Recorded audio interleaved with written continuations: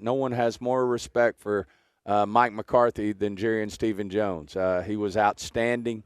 His pedigrees, probably, if you just were to look at resumes, would probably be the best of any coach that was out there in terms of, I think he's 13th in wins in the NFL. He's won Super Bowls. He's been to championship games. He's outstanding. But at the same time, we just felt like we needed some change. We needed the freshness. And, obviously we want to change the narrative. Our narrative is, we hadn't been in a championship game or a Super Bowl in 30 years. And that sits with us, in a hard way. And we know we have to be better.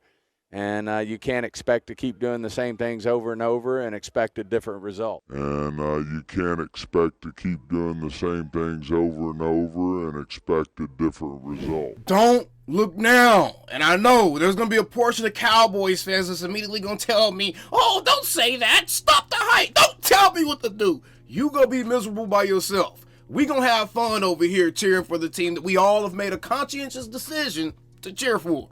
Stephen Jones is talking different. Stephen Jones is talking differently. Let's get right into this. Be sure to subscribe for more Dallas Cowboys content. Now, ladies and gentlemen, I don't know if you actually listened to that clip or if you need to get some Q-tips and clean out your eardrums a little bit, but Stephen Jones continues to exhibit an approach and a mentality that we have not seen before, specifically from Stephen. And I want to talk specifically about Stephen in this particular video. This is all in my long line of propaganda for Cowboys fans to just come out the dark days and just enjoy it. It's enjoy the ride, whether the ride goes south or not, man. Enjoy the ride. Life is too short, man. It can be gone in a blink of an eye like that. Prayers up to all the victims on the American Airlines airliner, man. Life can be gone just like that. It is too short to be sitting here being miserable about stuff that hasn't even happened yet.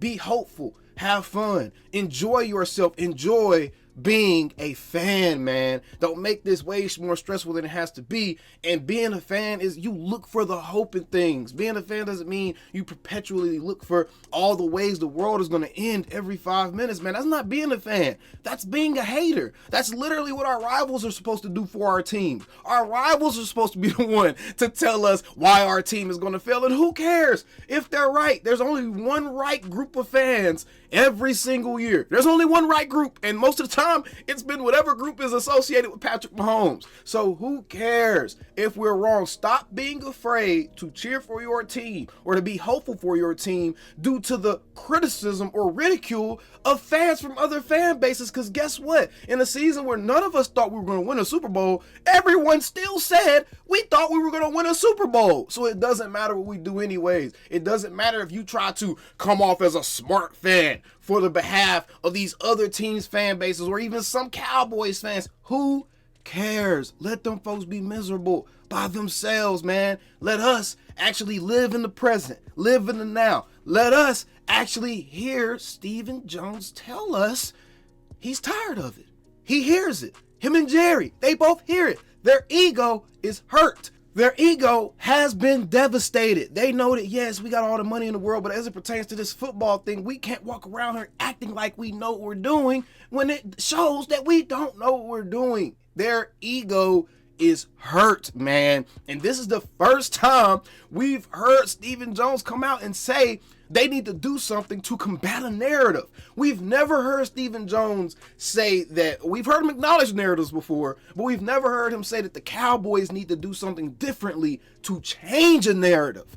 We have not heard Stephen Jones talk like this, ladies and gentlemen, and this is something that real Cowboys fans, people who don't want to just wake up and automatically be miserable every day, real Cowboys fans who understand at the end of every season, however you felt about the team, you gotta put it in the drawer. You just gotta put it in the drawer and leave it alone. Real Cowboys fans understand, are able to hear these type of things, actually see these type of things, see the differences, because they're not being emotionally driven and emotionally responsive.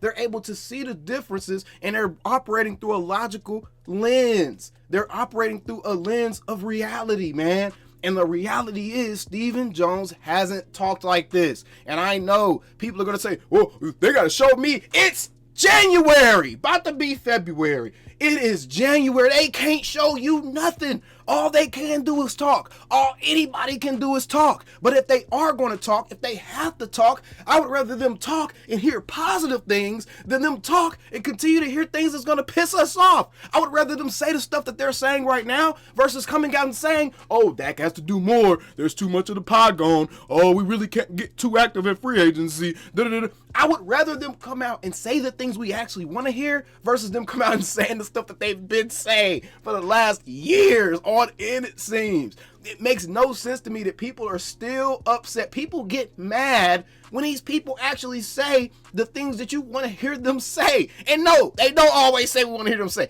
There has been very few press conferences where we come away from them like, man, Jerry, they understand exactly how we feel, and I think that he's going to make a change. Nah, bruh. These are different. Stephen is literally saying we hear the narratives. We want to change the narratives. And for those of you that's getting stuck on the word narrative, quit crying about semantics, man. You're arguing like a 12-year-old teenage girl. Quit crying about semantics. Who cares what word he used? The important part is the message. The message is they want to get that 30-year monkey off their back. Whether you look at it as a narrative, the truth, a monkey, whatever you want to call it, bro. They want to get the curse, the narrative, whatever it is, off of their back. And that right there is enough for Cowboys fans to be excited about because, again, ladies and gentlemen, this is stuff that we just have not seen with this team. And this is why you've seen me kind of be like, hey, wait a minute. Let's take a step back. Let's not live in the past. Let's not let our Cowboys tinted shades blind us. And really what Cowboys tinted shades mean now is you look at everything through the lens of Jimmy left Dallas and it's Jerry's fault. You look at everything through that lens, bro. That's Cowboys tinted shades, bro. Come to 2025, man. Come to 2025. Let it go, man. Let it go. It's time to let it go. OG, Unc, Auntie, Sis. It's time to let it go, man. Let it go. Anytime you get to hear Stephen Jones, and this is now multiple occasions back-to-back, 2 back-to-back occasions. One at the introductory press conference, again here, he reiterated what he said. So if he would have accidentally said what he said at the press conference, no, he reiterated it. We want to change the narrative. That was the only important part in all the stuff that he said. That's why I cut it the way I cut it, because that's what part you needed to hear, man. That's what their intentions are right now. So could we see them actually be participants in free agency? Could we see them move a little differently than they've moved in the past? And to be quite frank, they already have a little bit. It seems like they're the ones letting Brian Schottenheimer build his coaching staff, like almost the entire staff. Maybe Matt Eberflus had a little bit of Jerry influence in him, like, hey, we want to get Eberflus. But again, Eberflus was actually one of the better defensive coordinators on the market. Once you look at all the other guys that's getting hired around the league, once you start seeing some of the other teams who they're hiring, you're like, oh, we're doing a damn good job with our coaching staff. And man, this is very, very interesting stuff. Shout out to Law Nation Sports, man. He posted this clip on his channel. I seen it. I was like, oh no, I gotta react to this, because this is very, very interesting stuff. And speaking of Law, me and him about to get into a heated debate. Y'all be sure to check out both of our channels. We are going to go live with that. And I'll see you guys on the next one. We still the same old Cowboys. I know how y'all gonna be, bro, but you gotta listen to what's going on in front of you, man. Calling me, texting me, paging me, asking me, am I still them boys? Y'all usually check on me. Listen. I'm still them boys. Hey! Woo! Oh, shut up, my boy. Hey! I'm still them boys.